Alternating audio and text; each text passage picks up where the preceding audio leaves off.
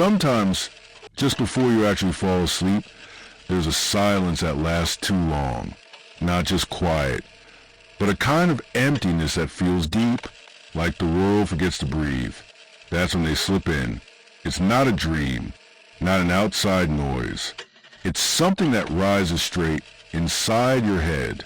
Not yours, but you're forced to hear it. At first, it's faint. A single word, a broken phrase, a murmur in a language you don't understand but feels eerily familiar, like something spoken in a nightmare long forgotten. Then it gets clearer. Don't respond.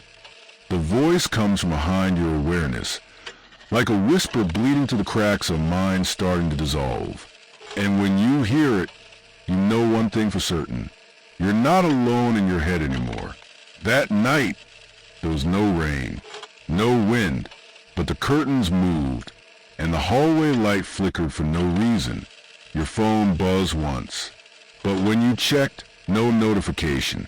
The screen was just black, like it was staring back at you. When you lay down and closed your eyes, your body felt like it was melting, but there was no sleepiness, only one odd sensation. Someone was watching you from the inside. Not paranoia, not stress. Something was trying to enter through the thin membrane between waking and sleep. They don't knock. They don't crawl under beds. They infiltrate through subtle vibrations, through exhaustion, through the hum of a fan, through the soft whine of electrical wires. You begin to hear thoughts you never formed, full sentences, phrases with emotion and structure, but they don't belong to you. They echo in your mind in your own inner voice, but they're not your words. We've been observing you for a long time. The next morning, everything feels wrong. Your body is heavier, but not from poor sleep. You wake up in a position you know you didn't fall asleep in. Your arms stretched out unnaturally, as if something was reaching into your bed or shoving something in. In the mirror, there's a faint mark on your cheek. Not a wound, more like a symbol, scratched in shallow lines. And when you look into your own reflection, you see something strange behind your pupils. Someone standing behind you. But when you turn around, nothing. During the day, you can't focus. Every sound around you seems too sharp. People's voices feel distorted, like they're speaking a dialect that's almost comprehensible. Sometimes you hear your name, but not in anyone's voice. It sounds like it's been borrowed from a dead throat. The next night, you try to fight it. Leave the lights on, turn the TV up, play loud music, but eventually your body gives up. And when sleep comes, you don't dream. You're dragged into a black space, featureless, boundless, but you know you're standing inside it.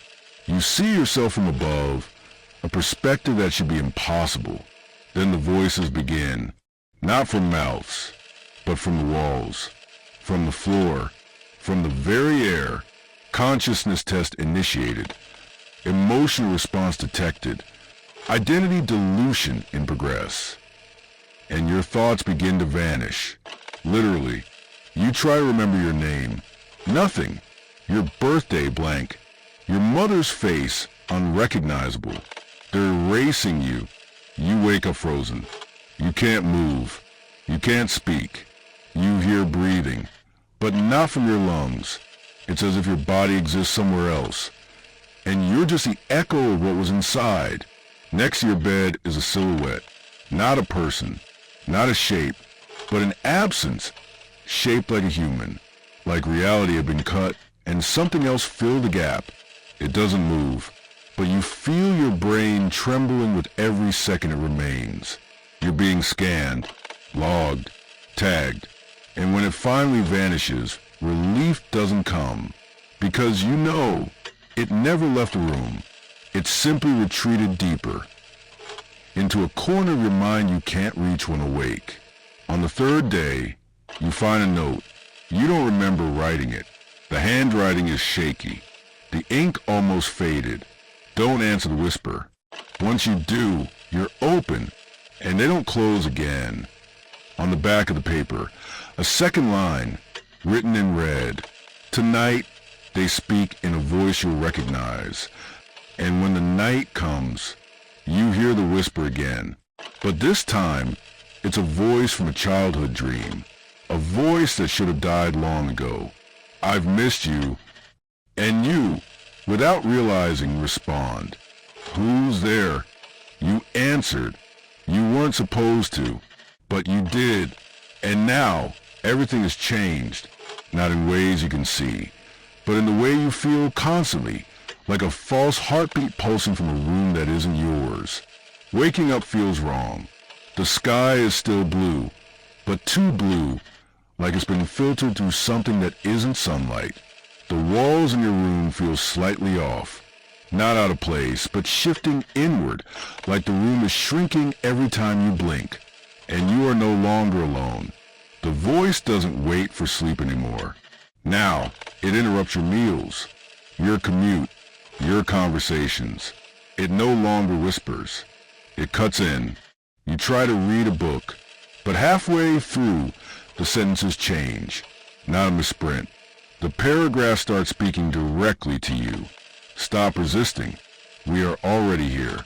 You throw the book across the room, but the same message shows up elsewhere, on your laptop screen, on street signs, even on the label of a water bottle.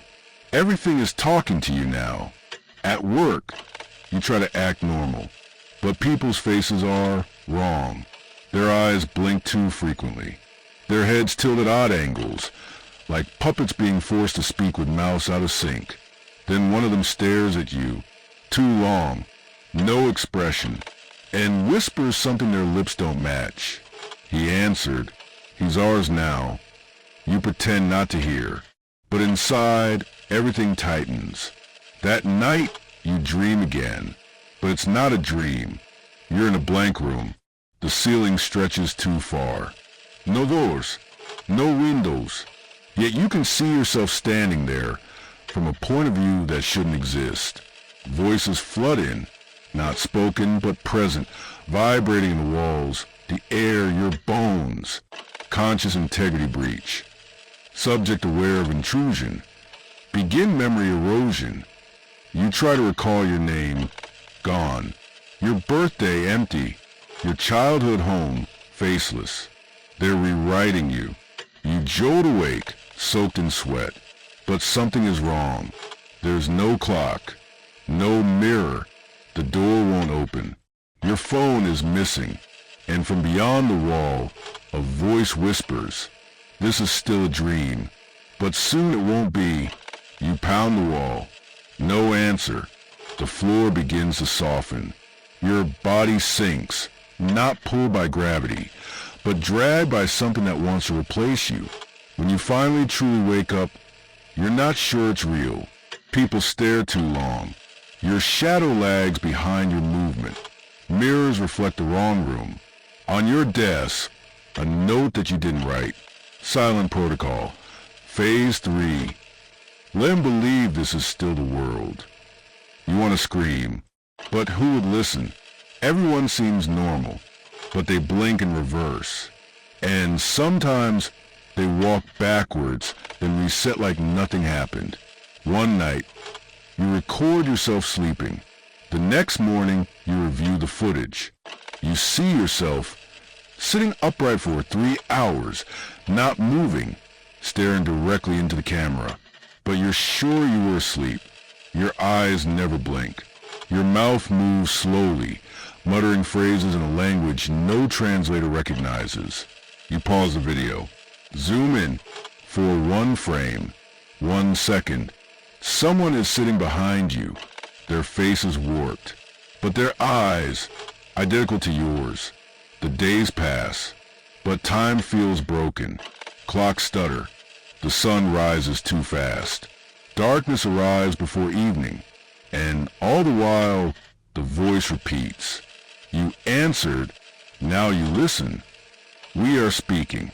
You must stay silent. You start fading from photographs. Fingerprint scanners don't recognize you. Your ID changes slightly. Your name misspelled. Your address doesn't exist. in hospital databases. Status, and unresponsive, access locked. One night, you stand before a mirror, but the reflection isn't you.